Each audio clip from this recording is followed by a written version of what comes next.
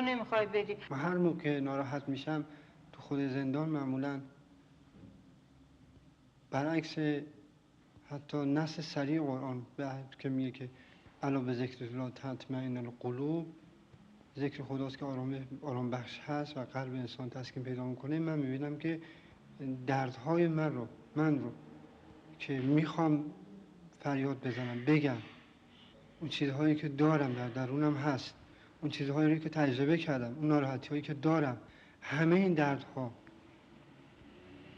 که مخاطبی ندارم، میبینم یک شخصیت خوب این رو میاد این دردهای من معضلات رو به بیان تصویری میکشه و به فیلم نشون میده و فیلمشو باعث میشه من بارها برم ببینم که دارن اقلا چهره های کریر شرطمندان آنچنانی، کسانی که روی انسان ها معامله میکنن اما توجه به نیازهای ساده شونه که همون نیاز مادی باشه به هر صورتش باشه ندارن.